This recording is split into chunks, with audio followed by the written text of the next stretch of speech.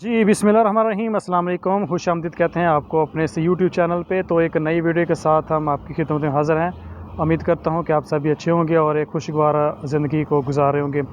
तो आज की इस वीडियो में हम बात करेंगे दुबई में जॉब्स के हवाले से कि आप दुबई में यूएई में किसी भी स्टेट में आप कैसे फ़ाइंड आउट कर सकते हैं यहाँ पे जॉब, और यहाँ जॉब करना या फ़ाइंड आउट करना, तलाश करना कितना मुश्किल है और कौन कौन सी प्रॉब्लम यहाँ पेश आती हैं, ये सभी के ऊपर मैं आज की इस वीडियो में बात करूँगा।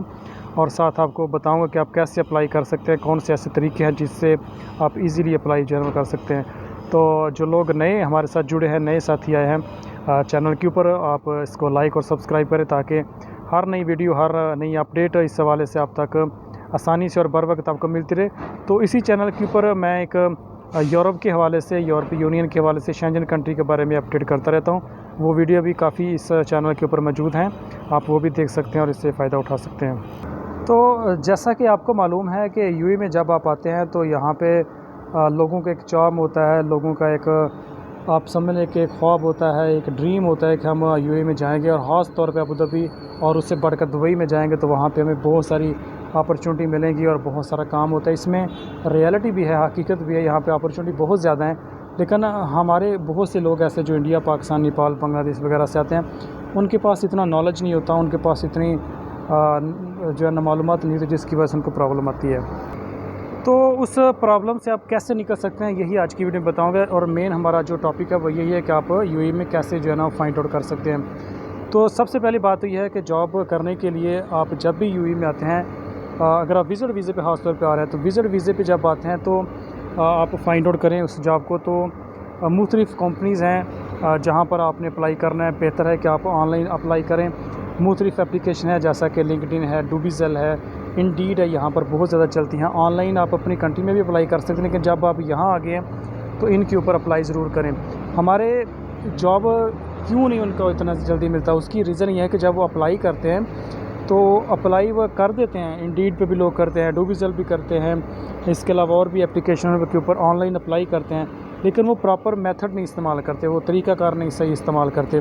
वो क्या करते हैं, ऐसे ही इंडीड की एप्लीकेशन ओपन की, डूबीज़ेल की ओपन की, उसके ऊपर अपनी जो है ना वो सबमिट कर दी, अपनी सीवी को सबमिट कर दिया। जब वो सीवी को सबमिट कर देते हैं तो यहाँ पर क्या है कि कुछ ऐसी एप्लीकेशन है या डूबीज़ेल है, इंडीड वगैरह, ये कुछ पेड होती हैं। पेड का मतलब है आप फ्री में भी अप्लाई कर सकते हैं, लेकिन अगर आप पेड करेंगे, कुछ उनको आप एडवर्टाइजमेंट करेंगे, तो उसमें ये होगा कि आपकी जो सीवी है वो रैंक करेगी, यानी टॉप में आएगी। अगर आप अच्छा उसमें एडवर्टाइज़ करते हैं तो आपकी रैंकिंग में टॉप 10 में भी आ सकती है, टॉप 5 में भी आ सकती है।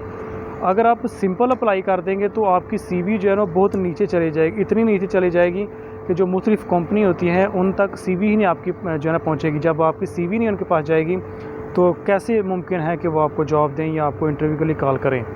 एक तो ये गलती हम लोग करते हैं कि हम जो है ना अप्लाई को, जब भी आप अपने अप्लाई करना कोशिश करें पेड करें, कुछ ना कुछ आप यूज़ कर लें, 10 दिरहम का कर लें या 20 का कर लें, 50 दिरहम, इतना आप कर देंगे, उसमें फिर 8-10 दिन के लिए, 15 दिन के लिए, 1 महीने के लिए भी आपकी जो है ना वो सीवी रैंक में चली जाएगी। रैंक में जाएगी तो आपके लिए फ़ायदा होगा। उसमें चांस ये होते हैं कि जब रैंक में जाएगी तो आपकी सीवी को पढ़ा भी जाएगा, देखा भी जाएगा, और जो रिक्रूटमेंट टीमें होती हैं वहाँ तक भी आपकी सीवी पहुँचेगी। दूसरी गलती हम क्या करते हैं कि हमने जो सीवी बनाई होती है, हमारा जो सीवी होता है वो अच्छा नहीं बना होता। अच्छा ना बनने का मतलब ये है कि आपने जो सीवी बनाई है वो जॉब आप किसी और तरह की कर रहे हैं। मतलब अगर आप अकाउंटेंट हैं या इलेक्ट्रीशियन है या प्लम्बर हैं, कुछ भी हैं, आपने अपनी सीवी को सही मेंशन नहीं किया होता, उसमें आपने अपनी प्रोफाइल नहीं सही बनाई होती, आपने अपना एक्सपीरियंस कुछ और लिखा होता है, सीवी किसी और की है। फ़र्ज़ करें आप इलेक्ट्रीशियन की बना रहे हैं या प्लम्बर की बना रहे हैं, तो एक्सपीरियंस आप उसमें जो है ना सेलमैन लिख देते हैं। या अगर आपने सेलमैन की जॉब करना चाह रहे हैं या किसी होटल लाइन में करना चाह रहे हैं तो आप वहाँ पर जो है ना एक्सपीरियंस कुछ और लिख देते हैं। तो इस तरह से फिर आपकी सीवी जो है ना वो एक अच्छा उसमें इम्पैक्ट नहीं पड़ता, एक अच्छा उसमें असर नहीं पड़ता। और दूसरा है कि अपनी जो सीवी जब बनाएं उसमें प्रॉपर आप वो चीज़ें लिखें जो आपके रेलेवेंट है, जिस फील्ड में जाना चाह रहे हैं। 2, उसके बाद क्या करते हैं कि जब हम अप्लाई करते हैं, अपनी सीवी सबमिट करते हैं, इंटरव्यू के लिए जाते हैं, जब हमें किसी जगह से इंटरव्यू आता है तो हमारा जो एक टाइमिंग होती है वो सही नहीं रहती, या हम इंटरव्यू में थोड़े फ्लॉप हो जाते हैं। ठीक है ना, हमारा जो कॉन्फिडेंस होता है वो उस तरह का नहीं बन पाता, जिसकी वजह से जो है ना हम वो सही सेटिस्फाई नहीं कर पाते जो सामने हमारा इंटरव्यू ले रहा है, जिसकी वजह से भी और चांस जो है कम हो जाते हैं। उसके बाद और गलती क्या होती है कि हमने जो भी हमारी जॉब डिस्क्रिप्शन है या जिस जॉब के लिए हम अप्लाई कर रहे हैं, फ़र्ज़ करें हम सेलमैन की जॉब के लिए अप्लाई कर रहे हैं, तो हमने उसको प्रॉपर स्टडी नहीं किया होता, हमने कंपनी के बारे में नहीं जाना होता, या हमने जो जॉब डिस्क्रिप्शन है उसके बारे में नहीं पढ़ा होता। तो जब भी आप किसी भी कंपनी में के लिए अप्लाई करें, किसी भी जगह आप अप्लाई करें, तो आप उस कंपनी के बारे में ज़रूर रीड आउट करें, उसकी जॉब डिस्क्रिप्शन के बारे में पढ़ें, कौन सी जॉब है, टाइमिंग क्या रहेगी, सैलरी क्या रहेगी, कंपनी के बारे में आपको नॉलेज होना चाहिए। फ़र्ज़ करें आप किस जगह इंटरव्यू के लिए जाते हैं, तो अगर आपको कंपनी का नहीं पता, एक हमारा दोस्त था, मैं आपको एक बात शेयर करता हूँ, एक हमारा दोस्त था, वो इंटरव्यू के लिए गया एक जगह पर, उसको कॉल आई, तो अब जिस कंपनी में वो इंटरव्यू देने जा रहा है, जो इंटरव्यू लेने वाला है, उसने सिंपल से पहले उसका नाम पूछा, आपका नाम क्या है, उसने नाम बताया, उसने अपनी नेशनैलिटी बताई।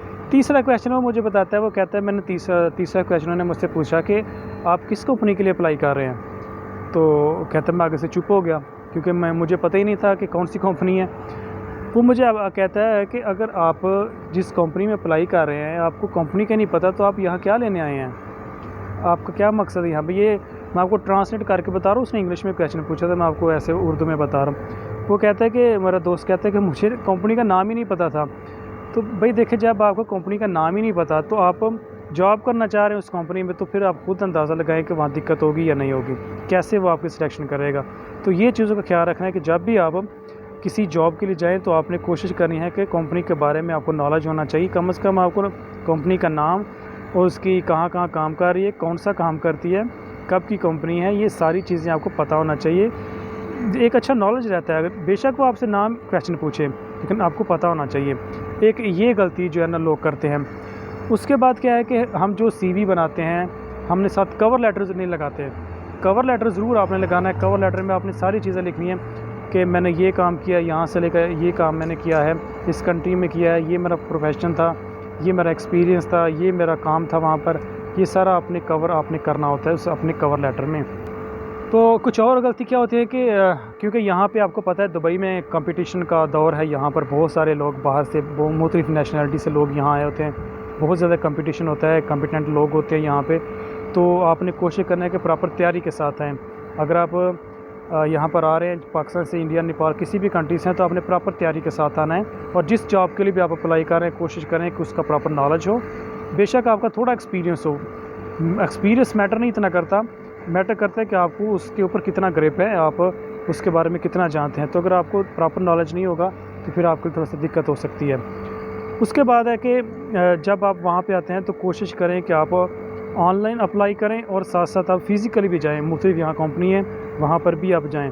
जैसा कि आप फ़र्ज़ करें दुबई में मौजूद हैं, आपने अबू धाबी इंटरव्यू के लिए जाना है, तो यहाँ पर ट्रैवलिंग करना थोड़ा सा आपके लिए ख़र्चा ज़ाहिर लगेगा, क्योंकि यहाँ ज़्यादा टैक्सी चलती है।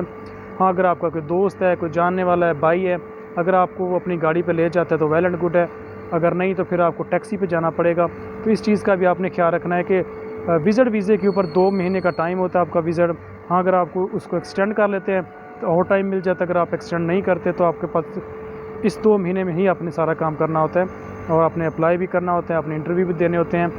तो ट्रैवलिंग का आपने ज़रूर ख्याल रखना है कि आपके पास इतना एक्सपेंस ज़रूर हो कि आप वहाँ से ट्रैवल कर सकें। और जब भी इंटरव्यू के लिए जाएँ प्रॉपर तैयारी के साथ जाएँ, अपना CV लेकर जाएँ, अपना कवर लेटर, और टाइम पे पहुँचें।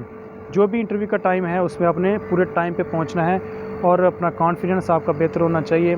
और इसके साथ साथ आपने ख्याल रखना है कि आप जो जॉब कर रहे हैं उसकी जॉब डिस्क्रिप्शन के बारे में आपको पता होना चाहिए। तो अच्छी अपॉर्चुनिटी है, यहाँ पर आप चांस ले सकते हैं या यहाँ पर आप कर सकते हैं, एक गोल्डन चांस है।